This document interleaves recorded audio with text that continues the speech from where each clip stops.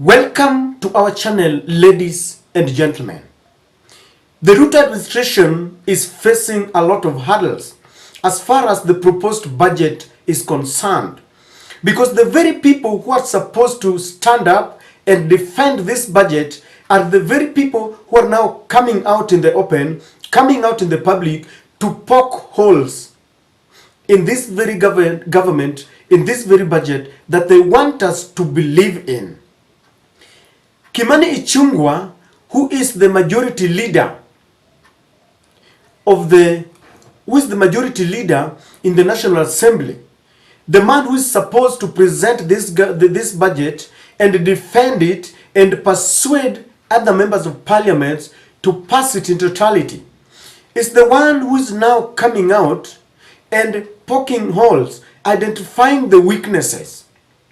And one thing that has shocked many is that instead of calling for a meeting, some meeting where they can sit with William Ruto and maybe be the head of the budget committee with the Honorable Ndindi Nyoro, Kimani Ichungwa chose to expose some of the loopholes in Ruto's government on the floor of parliament. And it has really raised a lot of eyebrows, and it has left many wondering exactly what is happening in the Ruto administration. Kindly listen to Kimani Ichungwa. Mount Kenya University is being allocated in the last financial year a figure of 731 million, when Karatina University is down on its knees. Egerton University, Honorable Speaker, is being closed down. The same with Moi University. And the university, Mr. Speaker, the premier university, which I am sure you also attended, Madam Chair, is also on its knees financially.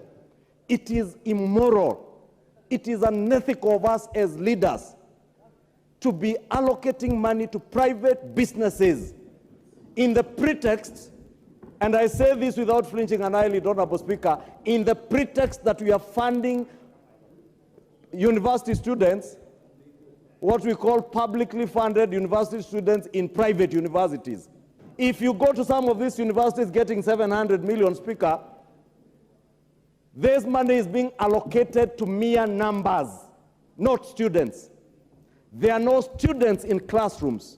State capture is real. Business people have taken over the running of government ministries. Business cartels have taken over the work of legislating and appropriating resources on behalf of the people. It is you members here who are charged with that responsibility of appropriating money, not business people out there who are appropriating money for profit, not for public good. Honorable Speaker, we must now rise to the occasion and appropriate money appropriately for public good, not for private profit. I want you to imagine that it was Opiyo Wandayi, who is the minority leader in the National Assembly, who had taken to the floor to expose the loopholes. The government side would have come out with guns blazing. They would have accused the opposition of playing politics. In fact, they would have organized for their usual Sunday Thanksgiving ceremonies in churches, and the whole of that church session would have been dedicated to chide the opposition. But now it is one of their own, the majority leader, one who is supposed to stand and defend them, who is coming out to reveal all that is happening within the government. You know, the leader of the government budget committee is none other than Ndindi Nyoro. Ndindi Nyoro and Kimani Ichungwa have been very close allies. They are partners in crime in many occasions. It was revealed when goons were planning to go and invade Uhuru's northern farm, Ndindi Nyoro and Kimani Ichungwa were together. Their names were mentioned.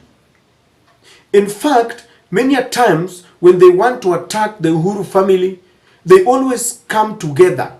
But this time round, there seem to be a clash. They seem to be reading from different pages, because the budget is supposed to be prepared and presided over by Ndindi Nyoro. He was elected by the government side to lead the budget committee. Once they have prepared this budget, they are supposed to present it in government. And who is supposed to present it? The majority leader. I think you still remember how Eden Duale used to stand with a lot of authority in parliament, presenting and defending the government position. And so when you are in a position such as the one where Kimani Ichungwa is, you are supposed to defend it, whether it is bad or good, you're supposed to defend it together. And when there is a problem, you need to sit down before coming to parliament to expose what is happening. Now, there's something that Kimani Ichungwa is saying, that it is unethical and immoral for leaders to erroneously allocate figures to institutions for profit-making purposes. And so when he says that it is immoral for leaders, who is he referring to? Because the chairman, of the leader of the budget committee is Ndindi Nyoro. He's telling parliament, he's telling Kenyans, he's telling the whole world that Ndindi Nyoro, who is supposed to be presiding over a budget that is supposed to carry the vision of Kenya Kwanza, is playing mischief, is colluding with cartels to make profit. Because many a times when these cartels, when these businessmen make profit, there are kickbacks that they're supposed to give. And so Kimani Ichungwa is telling us that cartels have taken over. Those are his own words. He said that cartels are real. And I'm wondering, in the last regime, Ruto camp said that there was a lot of state capture. In fact, even after taking oath of office, the deputy president continued to tell us that state capture is real. But now, just 8 months into office, Kimani Ichungwa is telling us that cartels have taken over, cartels are running the government, cartels are conniving and colluding with those who are supposed to defend taxpayers' money, and they are playing around with our money. Let me ask you, how then are we supposed to trust the government? Because I always tell you that when a crocodile tells you that the hippopotamus is sick, you better believe him because they both live in water. So this is not just a mere member of parliament. Kimani Ichungwa is not an ordinary man. He was selected to be the majority leader. He carries the aspiration of the Kenya Kwanza government. So when he comes up and tells us that cartels is real, ladies and gentlemen, we better believe him. Do you remember people have been asking William Ruto, the 3% that you want to deduct on the housing finance, how safe is our money? Because this is going to be billions of shillings every month. And there's been a lot of question and concern. How safe is our money? Now Kimani Ichungwa is telling us that even as they prepare their budget, cartels are running riot. And it tells you the reason why people keep on asking that we want to know whether our money is safe. Kimani Ichungwa has mentioned it. There is division in this government because Ndindi Nyoro is leading the budget allocation, but Kimani Ichungwa is accusing him of allocating money for the sake of making profit. 731 million Kenya shillings being allocated. And Kimani Ichungwa is saying that there are no students. Those are mere numbers. In short, and in a nutshell, Kimani Ichungwa is telling Kenyans that this government is corrupt. Because to make deals with cartels simply means that you are corrupt. And it means that you cannot protect our money. It cannot. So do we accept to be deducted money when Kimani Ichungwa is exposing this? There is a political deviation that we must talk about here. Kimani Ichungwa and Ndindi Nyoro belong to two different political class. Ndindi Nyoro seems to be working closely with President William Ruto. But Kimani Ichungwa is a buddy, is a darling of deputy president. And this exposes the two camps within the government. Rigathi Gachagua is leading one camp. William Ruto is leading another one. Even during the mass action, the demonstrations, when Raila Odinga went to the streets, it was rumored that Rigathi Gachagua was leading a camp a camp that wanted to kill Raila Amolo Odinga. On one side, intelligence was telling the government that if you kill Raila Amolo Odinga, it's gonna be chaos. But Rigathi Gachagua maintained that Raila must be wiped out. He's been leading one side. And so the difference between Ndindi Nyoro and Kimani Ichungwa can be appropriated to 2027. You see, all these things are happening, but there is some supremacy battle that is going on, where Kimani Ichungwa feels that he is the authority.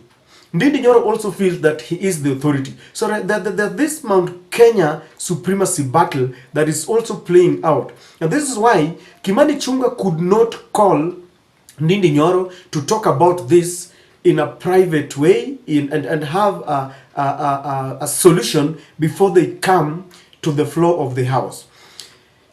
I think that one cartel is fighting another. There is something here that Kimani Ichungwa is revealing. We are allocating money for profit purposes. It means that when you allocate certain amount of money, for example, to the Mount Kenya University, you will get kickbacks because you will, for example, state that there are maybe 2,000 students that the government is supporting in those private institutions. Yet, in reality, there could be only 100. So, the balance will be shared within maybe Ndindi Nyoro, William Ruto, and all those people. And I have a feeling that maybe Kimani Ichungwa is being left out in this sweet deal. He wants a portion. In fact, if today he would be called in a meeting and told, this is your share, he would keep quiet. He would keep quiet. So this is a deal that has not gone well. Somebody is missing out. Somebody has not been oiled well. And this is happening in this government. This government is corrupt. And we cannot trust it. If Ndindi Nyoro, if Kimani Ichungwa cannot trust the allocation to certain institutions, how then do you expect opposition to trust it? How then do you expect the ordinary mwananchi to trust what is going in the government, going on? So ladies and gentlemen, they are exposing themselves. We were told that we must accept that there is a government in place. Yet the government now is busy fighting itself. More is to come. And this has really poked holes in the whole of this budget. How many departments now do we know that there are a lot of corruption? This is just one that is being revealed. Maybe there are others. And Kimani Ichungwa continue revealing what is happening in this budget. I don't know what you think, but that is my take.